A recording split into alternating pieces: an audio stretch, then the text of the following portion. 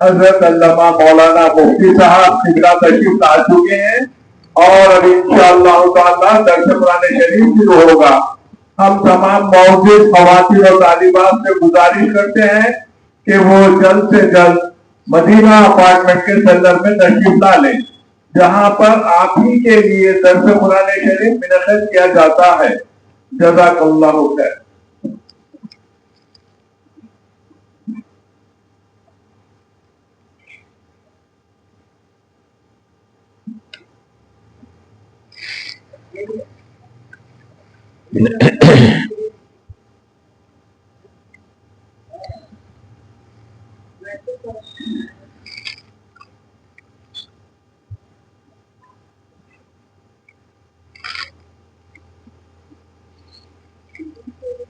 بسم اللہ الرحمن الرحیم نحمده ونصلی ونسلم علی حبیبہ ونبیہ ورسولہ الکریم الامین العزیز الرؤوف الرحیم وعلی آلہ واصحابہ الافضلین الاکرمین اجمعین، اما بعد فاعوذ باللہ من الشیطان الرجیم، بسم اللہ الرحمن الرحیم، من یطع الرسول فقد اطاع اللہ ومن تولی فما ارسلناک علیہم حفیظا، صدق اللہ العظیم۔ حصول برکت کے لیے دھیرے دھیرے درود شریف پڑھ لیں۔ اللہم صلی وسلم وبارک علی سیدنا و شفیعنا و حبیبنا و مولانا محمد وآلہ و اصحابہ وبارک وسلم، صلی اللہ تعالی علیہ وسلم۔ سورۃ النساء سورہ نمبر 4 کی آیت نمبر 80 کا درس ہونے والا ہے۔ اللہ سبحانہ ہم سب کی شرکت اور حاضری کو قبول کرے اور دونوں جہان کی سعادتوں سے مالا مال فرمائے۔ بڑی اہم آیت کریمہ ہے۔ ہر سال ہم سب اس ماہ میں مسلسل کئی سالوں سے ظاہر ہے ماہ جمادی الاخر موقع اور مناسبت کی وجہ سے جو بھی متعلق ہوتے ہیں ہم اس کا ذکر کرتے ہیں۔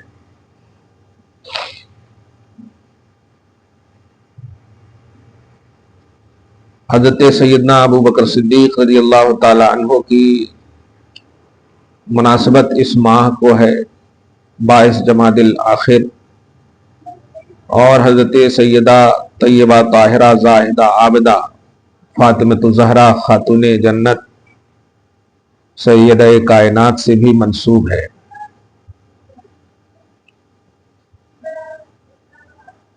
ہم اسلاف کے اور بالخصوص اپنی بہنوں اور بیٹیوں اور عورتوں کو اس عظیم سلسلۃ الذہب میں جو کامیاب سلسلے ہیں اس لیے بھی جوڑنا ضروری ہے کہ آج ہماری آئیڈینٹی اور ہماری پہچان ہی سے کھلواڑ کیا جا رہا ہے۔ یہودی لاوی اور مغربیت اپنی شکلیں بدل بدل کر کے ہمارے سامنے کئی طرح کے چیلنجز پیش کر رہے ہیں، جس میں سب سے بڑا سوشل میڈیا ہے جو آسانی سے غلام بنانے کے درپے ہیں اور بہت حد تک وہ کامیاب بھی ہیں۔ دیکھیے، ہمارے جینے کی سب سے بڑی سچائی، جس سچائی پر کسی بھی طرح سے شک نہ ہو، وہ ہے اللہ کی سچائی۔ اللہ ہمارا خالق ہے، مالک ہے، رازق ہے، معبود حقیقی ہے۔ اس سچائی سے کسی بھی طرح سے کوئی بھی مسلمان، چاہے وہ کسی فرقے کا ہو، ذرہ برابر بھی شک نہیں کرتا۔ یہ عظیم سچائی۔ اس کے بعد ایک سچائی رسول اعظم صلی اللہ علیہ وسلم کی ہے. اللہ کے محبوب ہیں، پیغمبر اعظم ہیں، صادق ہیں، امین ہیں، وافی الوعد ہیں. اللہ نے جو عظمتیں آپ کو عطا کی ہیں وہ عظمتیں کسی اور کو نہیں ملی، بلکہ سب سے زیادہ خلق میں جنہیں عظمت ملی ہے وہ محمد الرسول اللہ صلی اللہ علیہ وسلم. یہ بھی ایک عظیم سچائی. اس کے بعد ایک عظیم سچائی ہے قرآن پاک کی. قرآن پاک کو میں نے نبی صلی اللہ علیہ وسلم کے بعد کی سچائی کا اس لیے جملہ کہا ہے کیونکہ قرآن اللہ کی کتاب ہے. اس کتاب سچ کی وجہ محمد رسول اللہ ہے. حقیقت یہ ہے کہ توحید کی بھی وجہ محمد عربی صلی اللہ علیہ وسلم ہی ہے، لیکن میں ایک حقیقت، ایک سچائی کا عنوان دے رہا ہوں کہ ایک ایسی سچائی ہے جس کا کوئی کسی بھی طرح سے انکاری نہیں ہو سکتا. یہ تین سچائی آپ کے سامنے رکھنے کی اصل وجہ یہ ہے، سوشل میڈیا کے ذریعے آپ ہم سب بہت کنفیوز ہو جاتے ہیں کبھی کبھی. اللہ تعالیٰ آپ سب کے سینے کو ہمیشہ نبی کی محبت کا مدینہ بنائے رکھے، شرح صدر رکھے، ہمیشہ کشادہ قلبی کے ساتھ توحید و سنت کو مانے اور جو ریئلٹی ہے اس پر عمل کرے. کنفیوز لائف نہ ہو، کمانڈڈ لائف ہو. مگر ایک سرسری سچائی یہ بھی ہے جو اس کو اسی لیے کہا میں نے ایک سرسری سچائی اور ایک رشتوں کی سچائی ہوتی ہے، اور یہ عورت بہت اچھے سمجھ سکتی.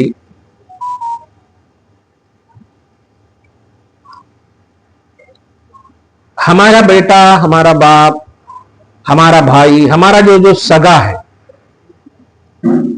اور وہ رشتے کی عظمتیں برقرار ہیں، تو یہ بھی ایک سچائی ہے کہ ہم اپنے ان عظیم رشتوں کے حوالے سے نگیٹیوٹی برداشت نہیں کر سکتے.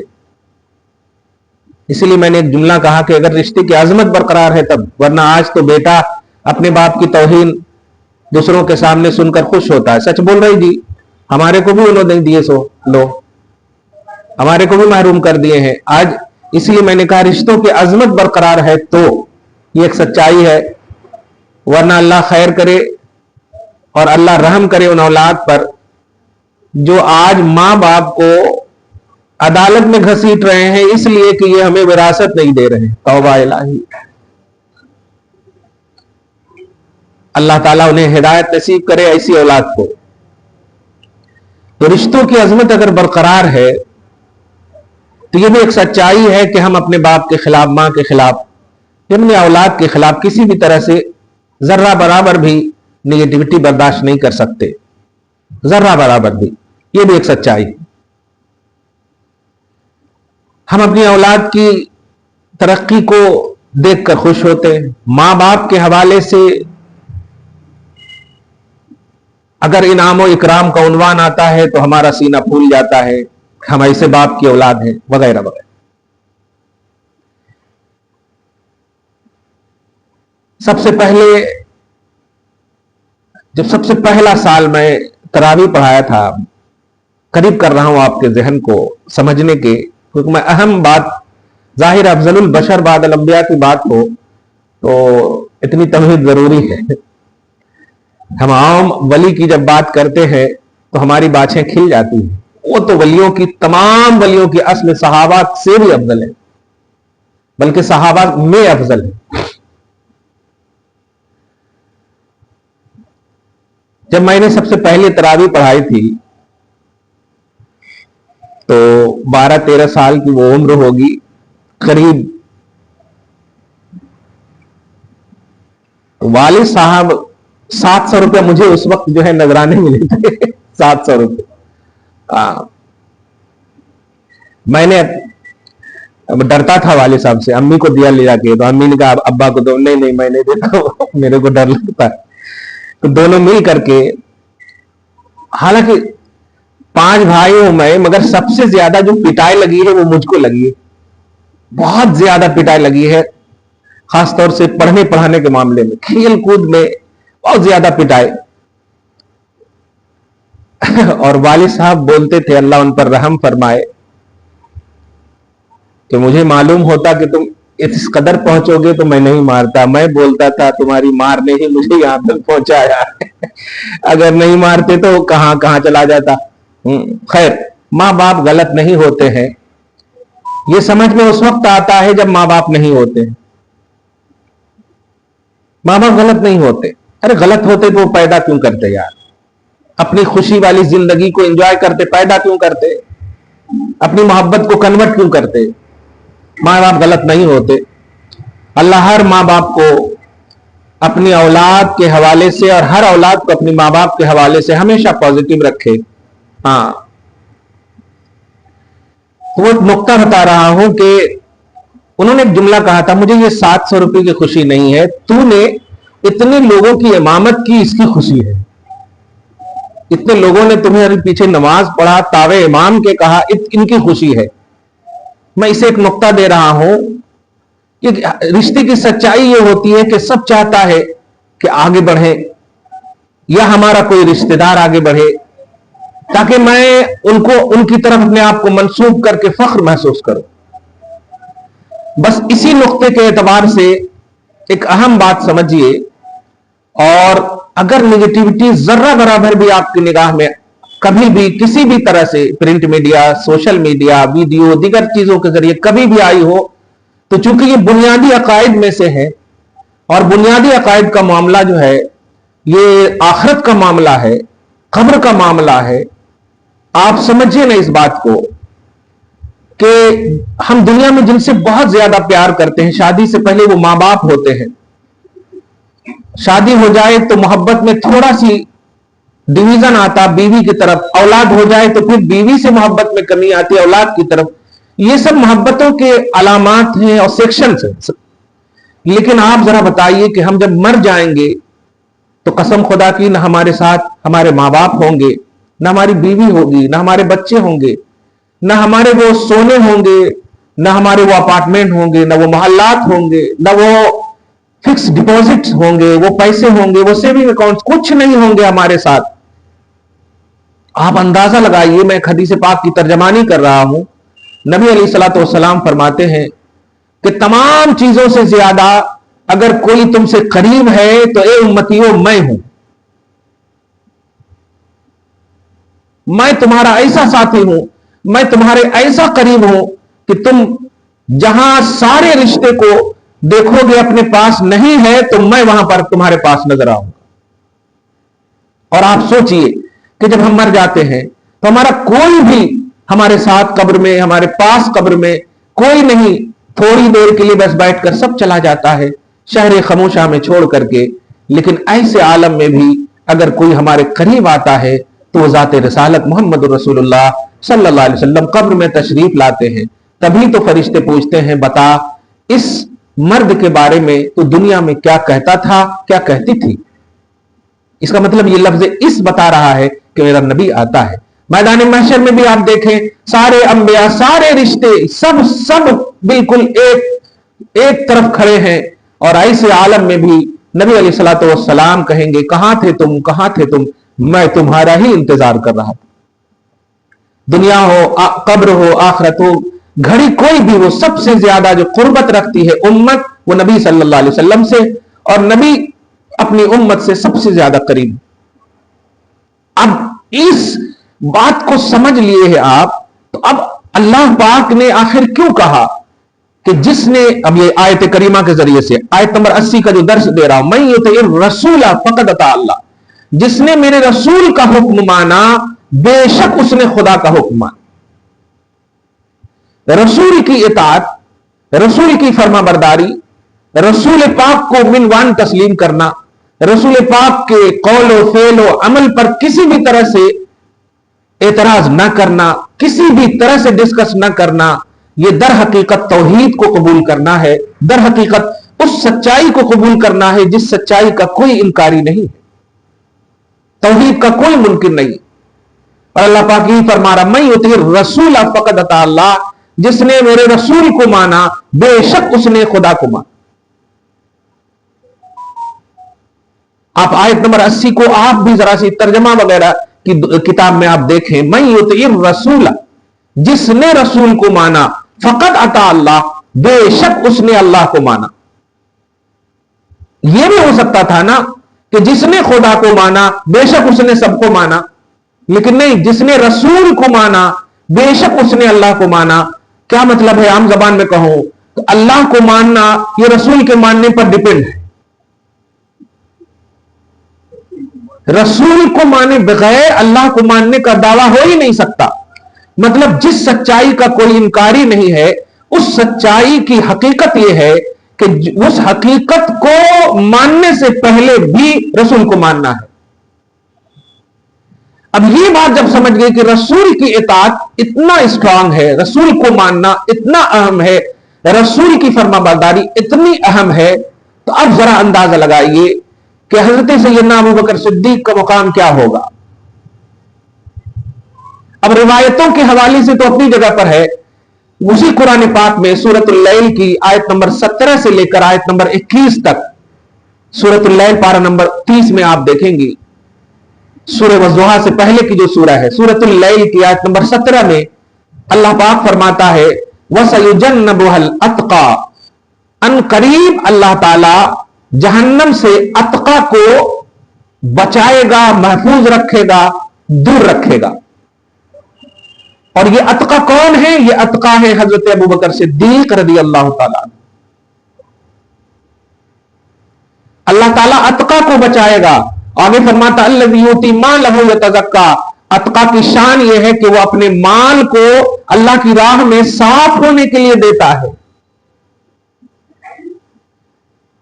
وما لأحد عنده من نعمة تجزا، اور یہ اللہ کی بارگاہ میں جو دیتا ہے نا، وہ کسی کو دینا اس لیے نہیں ہے کہ اس کا احسان ہے ان کے اوپر، نہیں، بلکہ اللہ تبارک و تعالیٰ کی رضا کے لیے دیتا ہے، خوشنودی کے لیے دیتا ہے۔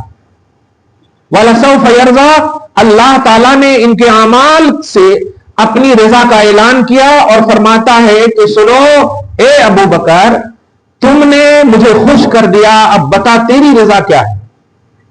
یہ کل 5 آیتیں ہیں۔ اب ان 5 آیتوں میں لفظ اتقا کے حوالے سے ایک جملہ بول رہا ہوں۔ اتقا کا مطلب کیا ہوتا ہے؟ اتقا کا مطلب ہوتا ہے ایسا پرہیزگار کہ اس وقت کوئی بھی ان کے جیسا پرہیزگار نہ ہو۔ اب میں نے اس وقت کا لفظ بول کر آپ کو بتانا یہ چاہ رہا ہوں میں کہ اس وقت سارے صحابہ ہی ہیں۔ تو اب اتقا کا معنی ہوا ایسا متقی، ایسا پرہیزگار کہ تمام صحابہ ایک طرف، ان میں سب سے بڑے پرہیزگار کا نام اتقا اور حضرت ابو بکر صدیق ہے۔ سبحان۔ میں نے عبد القدیر حسرت جو ہے، بحر العلوم جو ہے حیدرآباد کہ ان کا ایک کلام پڑھا، ان میں یہ ہے کہ اللہ فرماتے ہیں خدا نے شان میں صدیق کی اتقا ہے فرمایا، وہ اتقا ہے، وہ عند اللہ اکرم اور بہتر ہے، شعر میں فرمایا انہوں نے۔ میں بالکل طرف اٹھا کہ واہ، مشائخ حیدرآباد یہ ہے، دکن کے جو مشائخ قرآن کی ترجمانی کر رہے ہیں سورۃ اللیل کے آیت نمبر 17 میں کہ اتقا فرمایا اللہ پاک نے حضرت ابو بکر صدیق کو، اور اتقا کہتے ہیں سب سے بڑے پرہیزگار۔ جیسے میں ابھی آپ سب بیٹھی ہیں یہاں پہ، اب میں اگر کسی ایک کا نام لے کر کہوں تم سب سے زیادہ پڑھی لکھی ہو، تو اس کا یہ مطلب نہیں ہے کہ تم دنیا کے حوالے سے نہیں، یہاں پر سب سے زیادہ، تم یہاں پر سب سے زیادہ پڑھی لکھی ہو۔ میں اس سے یہ بتانے جا رہا ہوں کہ صحابہ کرام کی جماعت میں ابو بکر صدیق کو اتقا کہا گیا، اور پوری کائنات میں اچھی جماعت جو اس وقت موجود تھی وہ صحابہ کی جماعت تھی۔ پوری کائنات مطلب زمینی حقیقت کہہ رہا ہوں، صحابہ کی جماعت تھی، اور صحابہ کی جماعت میں آپ کو کہا گیا اتقا، یعنی سب سے زیادہ پرہیزگار، متقی اور نیکوکار حضرت ابو بکر صدیق کو۔ اب آپ بتائیں، اللہ پاک ایک سچائی، اس کا کلام سچا، اس کا نبی سچا، اور ان تینوں کے آئینے میں اب حضرت ابوبکر صدیق کو دیکھیں کہ اللہ نے اپنے کلام میں ابوبکر صدیق کو تمام صحابہ میں پرہیزگار کہا. اسی لیے اہل سنت و جماعت کا یہ عقیدہ ہے کہ افضل البشر بعد الانبیاء، کہ تمام انسان میں سب سے زیادہ فضیلت رکھنے والے نبیوں کے بعد اگر کوئی ہیں تو وہ ابوبکر صدیق ہے. اور اس کی سب سے بڑی قطعیت یہ ہے کہ اللہ پاک نے قرآن میں فرمایا. یہ ایک ایسی سچائی ہے کہ اس سچائی سے آپ منہ موڑ نہیں سکتے. لوگ محبت دیکھیے، میں نے ابھی اسی لیے تمہید میں کہا، ہم چاہتے ہیں کہ ہمارے رشتہ دار آگے بڑھے، ہم چاہتے ہیں کہ ہمارا باپ بڑھے آگے، ہم سب چاہتے ہیں کہ ہمارا بیٹا، ابھی دیکھیں نا عبد الرحمان نیت جب یہ آیت الکرسی پڑھتا تو کسی عورت کو کچھ ہو یا نہ ہو، ماں کا سینہ تو ضرور چوڑا ہوتا ہوگا. ہاں، اسی لیے تو جا کے ماں سے پہلے کہتا ممی. ہاں دیکھیے، نانا کا سینہ بڑا خوش ہوتا. یہ رشتے کی یہ اسٹرانگنس ہے کہ یہ رشتے کا خون ہے جو آٹومیٹک ابال میں آتا. اب جو نقطہ دے رہا ہوں، قرآن سے تو سمجھ ہی گئے افضل، میں ایک نقطہ دے رہا ہوں کہ نبی صلی اللہ علیہ وسلم ہے بتقاضۂ بشری ظاہری طور پر آپ جو ہے، بلکہ مرض نے اپنے آپ کو مشرف کیا. میں بیمار نہیں بول سکتا، مرض نے اپنے آپ کو مشرف کیا، یعنی ظاہری طور پر آپ بیمار ہوئے، ہے نہیں، لاحق ہوئی تقاضۂ بشری کی بنیاد پر. تو اللہ کے نبی صلی اللہ علیہ وسلم، تمام صحابہ ہیں وہاں پہ موجود، لیکن حضرت عائشہ رضی اللہ تعالی عنہا سے کہتے ہیں کہ جاؤ ابو بکر کو میرے امامت کے مصلی پر کھڑے رہنے کو کہو. ذرا اس بات پر غور کریں. مری ابا بکر، جاؤ ابو بکر کو بولو، حکم دو کہ صلی بالناس، کہ میں مصلی پہ نہیں آ پاؤں گا، وہ نماز پڑھا دیں. اب آگے پیچھے کیا ہے میں اس سے یہ بتانے جا رہا ہوں. میرے آقا صلی اللہ علیہ وسلم خدا کے بعد سب سے بڑی سچائی، اور وہ جب مصلی امامت کی بات آ رہی ہے تو اللہ پاک کے حبیب نے دیگر تمام صحابہ کرام کو میں سے کسی کو ترجیح نہیں دیا، اپنے رفیق، اپنے یار غار حضرت سیدنا ابو بکر صدیق کے حوالے سے کہا جاؤ انہیں کہو کہ وہ لوگوں کی امامت کریں. کیا صحابہ کرام میں سے کسی کی خواہش نہیں ہوگی کہ مجھے کہتے؟ سب کی خواہش ہوگی. پوائنٹ نوٹ کریں آپ، سب چاہتے ہوں گے مجھے کہتے، اور سب ہیں، سب کامیاب ہیں، نبی کی تربیت یافتہ ہیں. لیکن سنیے، اپنی چاہت اور اپنی خواہش کو پیدل رکھ کر کے، دھیان دیجیے گا، نبی کی خواہش کو ماننا ہی ایمان ہے. اور یہیں پر امتحان ہوتا ہے ہمارا اور آپ کا. اسی امتحان میں آج امت بٹ چکی ہے کہ جنہوں نے خواہش کو دیکھا اور خواہش پر عمل کیا، ان سے جو ریئلٹی آف توحید تھی وہ رخصت ہو گئی. آج ادھر ادھر کی باتیں کہیں کہیں سے لا کر کے قوالوں کی گفتگو کہ علی کے پہلے نمبر ہیں، ان کا یہ نمبر ہے، ان کا وہ نمبر ہے، ان کا نہیں. ہم بھی چاہتے ہیں کہ علی پہلے نمبر پہ ہوتے، مگر یہ ہماری چاہت ہے. مگر نبی صلی اللہ علیہ وسلم نے اپنے مصلی امامت پر علی کا انتخاب نہیں کیا، ابو بکر کا انتخاب کیا. اب ہمارا ایمان کہتا ہے کہ ہم اپنی خواہش کو تابع کریں مصطفیٰ کی خواہش کی. تو ایمان یہ کہتا ہے کہ ابو بکر کو آگے بڑھانا یہ نبوی حکمت ہے، یہ توحیدی حکمت ہے. اپنا تھاٹ، اپنا سینس، اپنی خواہش تو کہہ رہی تھی کاش علی کو بڑھا دیتے، ہے کہ نہیں؟ اہل بیت کی محبت کہہ رہی تھی کاش علی کو بڑھاتے، کاش عمار کو بڑھاتے، کاش صہیب کو بڑھاتے، کاش عثمان کو بڑھاتے. یہ ہر رشتے کے عنوان میں یہ کہا جا رہا، لیکن نہیں، نبی نے کہا جاؤ ابو بکر کو کہو. تو ابو بکر نے اپنے ظاہری حیات ہی میں نبی نے ابو بکر کو اپنی جانشینی اور اپنی امامت کا مصلی دے کر پوری کائنات کے لوگوں کو ذہن دیا کہ سنو، اگر میرے بعد کار نبوت کوئی سنبھال لے گا تو وہ ابو بکر صدیق ہوگا. افسوس یہ ہے کہ آج ڈیوائڈ کیا جاتا ہے کہ نہیں سیاست میں ابو بکر ہیں، ان میں یہ ہیں، ان میں وہ ہیں. مجھے یہ بتائیے نماز کے لیے امام بنانا یہ سیاست ہے؟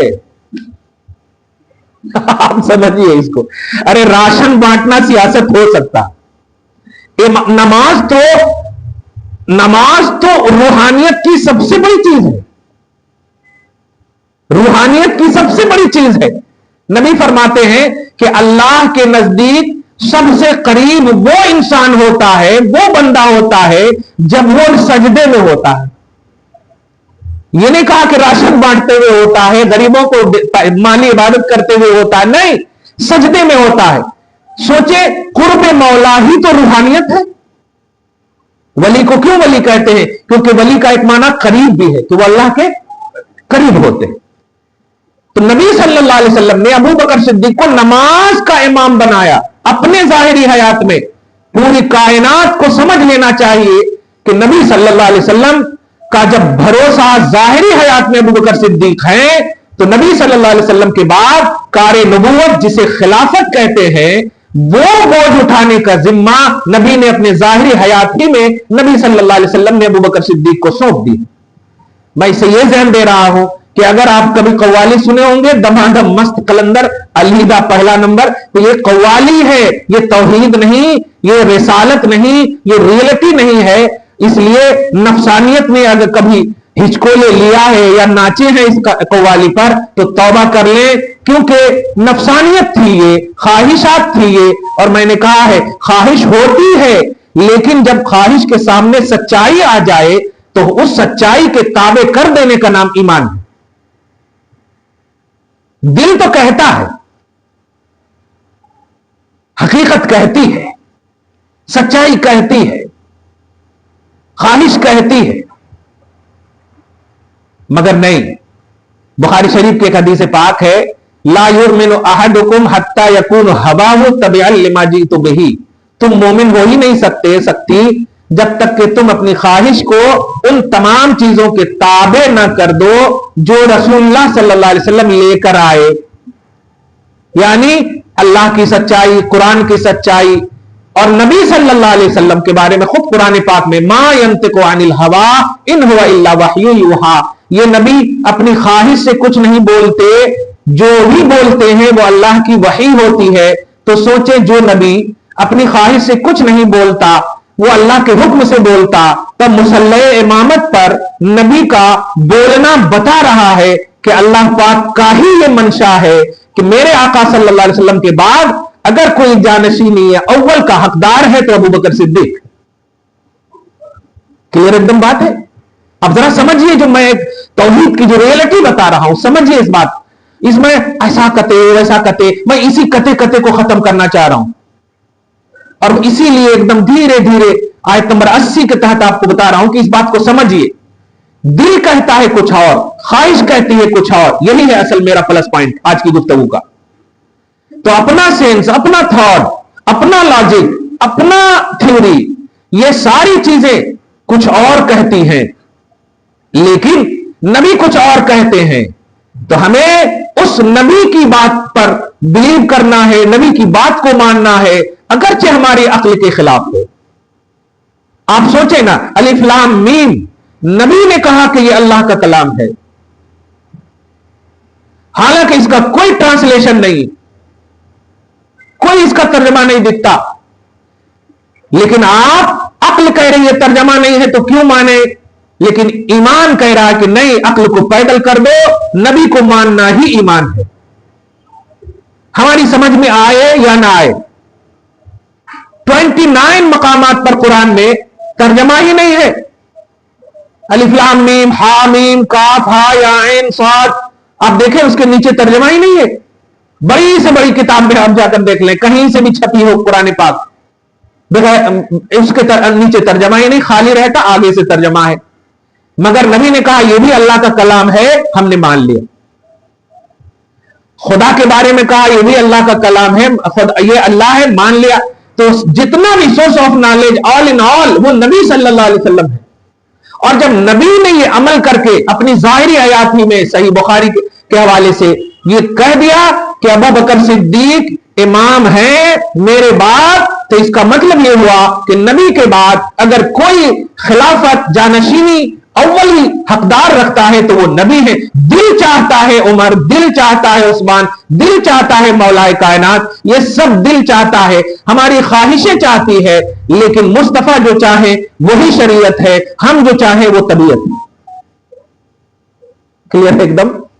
اس لیے حضرت سیدنا ابو بکر صدیق کی بارگاہ میں آج کی اس گفتگو کا عظیم مقصد یہ ہے کہ ایک آپ کے ہمارے جو شکوک و شبہات کبھی بھی کسی بھی طرح سے جنم لے تو سب سے بڑی بات یہ آپ ذہن میں رکھیں کہ آپ روایتوں کو نہ دیکھیں یا ان تمام چیزوں کو نہ دیکھیں جو آپ کا دل یا آپ کا سینس یا آپ کی خواہش کہتا ہو۔ میں نے ابھی تمام سوشل میڈیا کو جانچا تو سب لوگ کہہ رہے ہیں ان میں یہ کہا گیا، ان میں یہ کہا گیا۔ میں نے ایک جملہ بھی، ایک اور بھائی صاحب آئے تھے، ان کو اچھا وہ ماشاءاللہ ٹھیک ہو گئے۔ ایک چھوٹی سی اور مثال آپ کو دوں، یہ ایک لوور کورٹ ہوتا ہے نا، اس کے بعد ایک ہائی کورٹ ہوتا، اس کے بعد سپریم کورٹ ہوتا، یہ تینوں کورٹ۔ اب اگر آپ کا کیس لوور کورٹ میں ہار گئی ہوں گی تو آپ آٹومیٹکلی ایک راستہ ہے ہائی کورٹ میں جانے، یعنی لوور کورٹ کو ہائی کورٹ میں چیلنج کر سکتے۔ اسی طرح ہائی کورٹ میں بھی ہار گئی تو آپ سپریم کورٹ میں چیلنج کر سکتے، لیکن سپریم کورٹ میں ہار گئی تو اب آپ کہیں بھی چیلنج نہیں کر سکتے، یعنی اب UN اقوام متحدہ میں جانا پڑے گا۔ اب وہاں بھی اگر ہار گئی، یعنی آخری کورٹ میں ہارنے کے بعد آپ کہیں بھی چیلنج نہیں کر سکتے، ری اوپن نہیں کر سکتے۔ اب میں اسی جملے سے ذہن دے رہا ہوں کہ اللہ پاک سب سے بڑا حاکم ہے، اس کی عدالت سب سے بڑی عدالت ہے، اور اس عدالت عظمیٰ سے یہ بات فیصلہ کے طور پر یہ ججمنٹ ہو چکا ہے اللہ کا کہ سارے صحابہ جنتی ہیں۔ اب اللہ نے یہ فیصلہ کر دیا سارے صحابہ جنتی ہیں، تو اب اگر اس جماعت کے بارے میں ہم تنقید کریں کہ انہوں یہ کرے، انہوں وہ کرے، انہوں وہ کرے، اس کا مطلب یہ ہوا کہ آپ عدالت عظمیٰ کو چیلنج کر رہی ہیں۔ سپریم جو اللہ کا جو سپریم ہے اس کو چیلنج، اس کے ری اوپن کی بات کر رہے ہیں، اور جانتے ہیں ہر کورٹ کو چیلنج کیا جا سکتا ہے اگر اس سے اوپر موجود ہو، لیکن اللہ کے اس کورٹ کے سامنے کوئی اس کے اوپر ہے ہی نہیں۔ لہذا اس آخری عدالت سے جب یہ فیصلہ ہو چکا کہ صحابہ سب کے سب جنتی ہیں، اور یہ بھی فیصلہ ہو چکا کہ ان جنتی صحابہ میں سب سے اتقی اور افضل ابو بکر صدیق ہے، تو اب ہمارا ایمان یہ کہتا ہے کہ سارے صحابہ کو بھی جنتی مانے اور صحابہ میں افضل ابو بکر صدیق کو مانے، یہ ہمارا ایمان ہے اور یہ اللہ کا ججمنٹ ہے۔ اب اس کو ری اوپن کرنا یا اس کے بارے میں کچھ تنقید کرنے کا صاف مطلب یہ ہوا کہ خدا کے فیصلے کو ہم نے تسلیم نہیں کیا۔ لہذا اس قسم کی باتیں حضرت ابو بکر صدیق سے لے کر آخری صحابی حضرت ابو طفیل عامر بن واصلہ یا تمام جتنے بھی صحابیات ہیں ان میں سے کسی کے حوالے سے بھی کبھی بھی کوئی بھی شکوک و شبہات ہو، انہیں یہ کرے، انہیں یہ کرے، ہاں بھائی یہ کرے، اور یہ کرنے کی جب بات عدالت خدا میں پہنچی تو سارا ڈسکس ہونے کے بعد اللہ کا یہ فیصلہ آیا کہ سنو جو بھی کرے وہ سب کا فیصلہ یہ ہے کہ میں سب کو جنتی کہہ رہا ہوں۔ کلیئر بات ہے؟ تو ڈسکس ہونے کے بعد ہی تو فیصلہ ہوا ہوگا نا۔ تو جب اللہ کی بارگاہ میں یہ فیصلہ ہو چکا ہے تو اب ری اوپن نہیں کرنا، اب ڈسکس نہیں کرنا۔ صحابہ کی جب بات آئے چپ رہنا، جنتی ہیں وہ، ان کے کردار، ان کے اعمال کیا ہیں وہ ڈسکس ہونے کے بعد ہی فیصلہ کیا اللہ پاک۔ اس لیے ہماری عدالت میں اس کو لانے کا مطلب یہ ہوا کہ اللہ سے بڑی عدالت اپنے آپ کو سمجھ لی۔ لہذا سیدنا ابو بکر صدیق خلیفہ اول بلا فصل پہلے ہیں، اور یہ عقیدہ مولا کائنات کا بھی ہے۔ حضرت علی کی روایت ہے جو حضرت عبد القدیر کیا کہتے ہیں کہ علی مرتضی خود کہتے ہیں کہ ابو بکر صدیق پر جو مجھے فضیلت دے گا میں اس سے 80 کوڑے لگاؤں گا۔ مفتری کی حد کہتے ہیں وہ۔ اس کا مطلب یہ ہوا کہ علی بھی یہ ذہن دینا چاہ رہے ہیں کہ بھائی دل تو تمہارا چاہتا ہے کہ علی ہو، لیکن ایمان یہ کہتا ہے کہ نبی نے اب ابو بکر کو کہہ دیا ہے تو بس ختم۔ اب نبی کے فیصلے پر اگر اعتراض کرو گے تو اب علی کا فیصلہ سن لو، 80 کوڑے لگیں گے۔ اس کا مطلب یہ ہوا کہ ابو بکر صدیق کی افضلیت پر اہل بیت کا بھی اتفاق ہے، اہل بیت کا بھی اتفاق، کیونکہ اہل بیت کی اصل حضرت علی فاطمہ. اور جب یہ کہہ رہے ہیں تو اس کا کیا مطلب ہوا کہ آپ کو ہم کو کبھی بھی کسی طرح سے ڈسکس نہیں کرنا. محبت اپنی جگہ ہے, ہم اپنے باپ سے محبت کرتے, اپنے خاندان اقربا اعزا سب سے محبت کرتے, لیکن جب بات شریعت کی آئے, اللہ رسول کی آئے, قرآن کی آئے, تو وہاں پر محبت کو پیچھے کرنا ہوگا. دعا ہے اللہ تعالی ہم سب کو سچی توحید اور سچا عقیدہ نصیب فرمائے. آمین. بجاہ سید المرسلین علیہ التحیۃ والتسلیم.